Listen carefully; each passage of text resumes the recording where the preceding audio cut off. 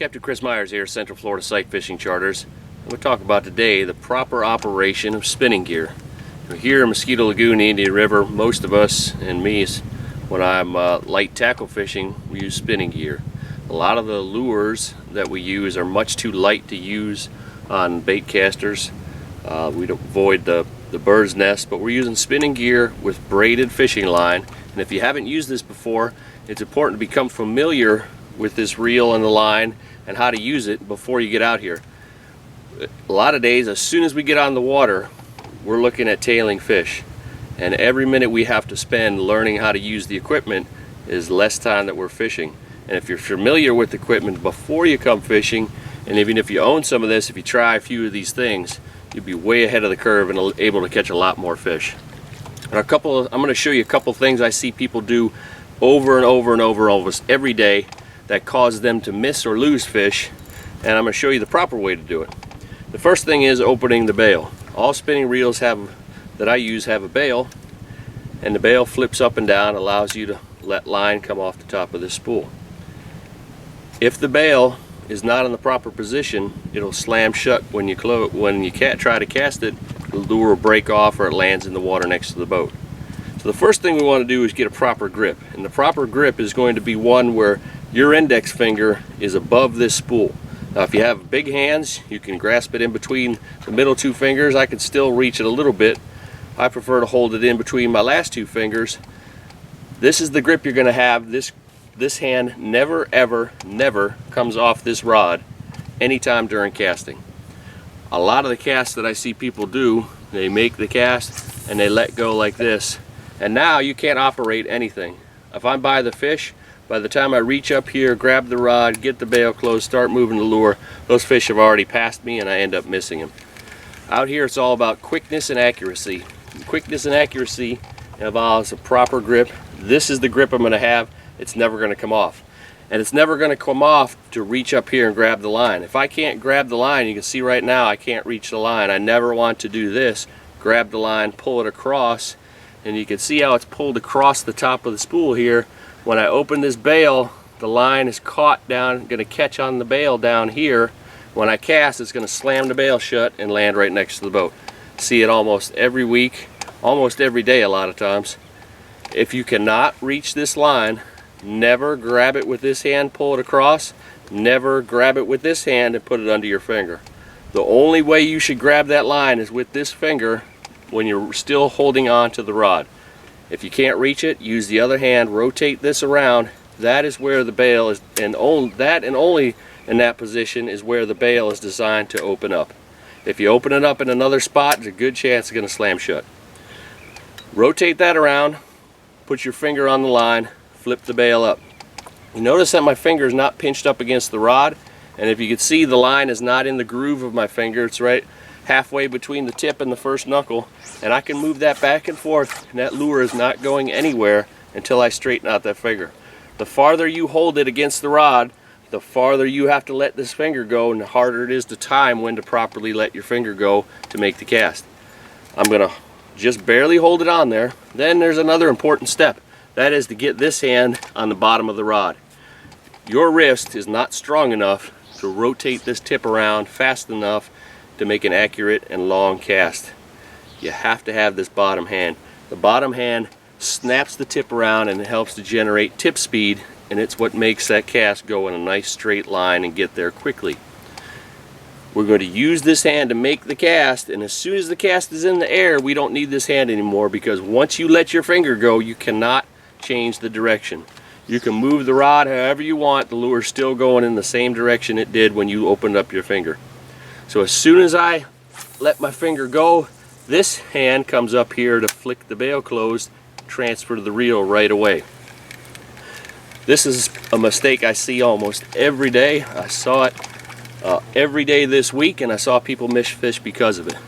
They made the cast, the lure hit the water, 3 or 4 more wraps come out, then they look down here at the reel, grab the handle, close the bail. 1, 2, 3, 4, 5, 6, 7 turns of the handle before my lure started moving. I lost sight of the fish because I was looking at the reel, and I had to make 7 turns, which took 2 or 3 seconds. The fish got away from me. What it should look like is you make your cast. As soon as that thing's in the air, you stop it with your finger, flick it closed, transfer to the handle. The second that lure stops going that way, it's instantly coming back in this direction. So when I make my cast out here, the second it hits, I stop, flick, and I get my lure moving up to where my fish is. That little transition is very important, and that's something that people have a problem with if you haven't done it before. Being able to stop, flick, grab the handle. We do not want to make our cast, grab the handle, and close the bail by using the handle. It's going to cause you knot problems in your braided line. We're only using braid here. Braid lasts longer, casts farther, hooks fish better, much more sensitive, doesn't twist up, but it will get knots if you close the bail by turning the handle. Now when we're casting, most of the fish we're casting to throughout the day when the sun's up are within 30-40 feet of the boat. If I cast overhead to those fish, I am driving the lure down into the water. I'm going to scare those fish. Sometimes we need to make a long cast. If I'm going to make a long cast, that's when I'll cast overhand. But never, under any circumstance, will I put my rod in this position. Think about throwing a ball. We're going to use our rod the same way we would throw a ball. If you're making a short throw, you'd make a short little flick. If I'm making a short cast, I get a short amount of line out, I make a short little flick. Just make a little short flick. That's all there is to my cast. If I'm going to make a long throw of a baseball or any ball, I'd reach way back here and I'd throw in a long straight path. Would you ever take your ball, put it back here at 90 degrees behind you, come around and over the top to try to throw it a long way? I don't think any of us would, but a lot of people try to put the fishing rod back here and then they go around and the lure ends up going 50 feet up in the air and 20 feet of slack falls to the water, and now again it takes me 10 turns of the handle and the lure fell like a cannonball from the sky. If I have to throw a long distance, I throw in a straight line. Not only does my lure go in a straight line, but my rod tip goes in a straight line as well. The rod tips travel straight most of the time, so will your lure. So I will come to this position, and when I fire it using the bottom hand, it goes in a straight line and it will go out a long way. I have to use that bottom hand. You cannot get it to go far enough using one hand. I got to use two.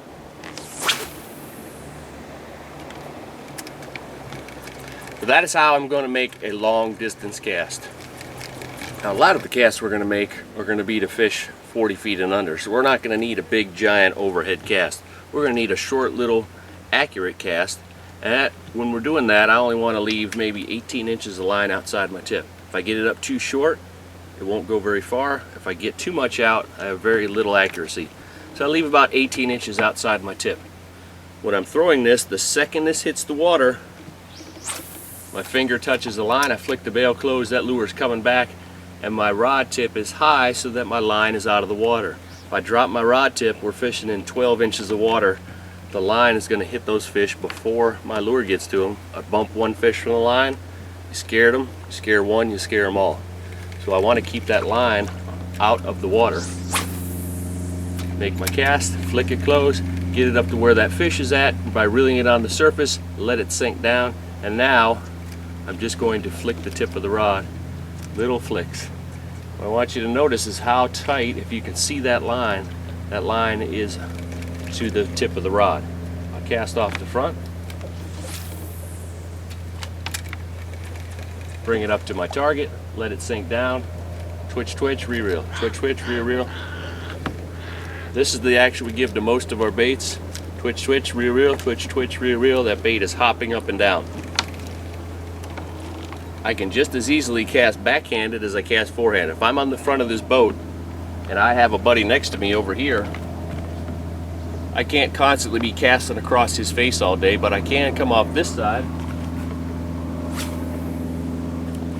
make that cast just as easily, flick the bail the same. When I make a cast that doesn't go where I want, happens to all of us. We throw at some fish, we miss them. This is what you want to avoid. You throw at the fish, you miss them, then you look down here, or get it back up here, look down at the spool to rotate this around and flip this over. Now you look back up and you can't find the fish. Once you see that target, you got to keep your eyes on it. So practice making the cast, getting it back into the boat, keeping your eyes on the target. As you can see that lure out of the corner of your eye, I can do this all day with my eyes closed. I can rotate this around, flick it back and forth.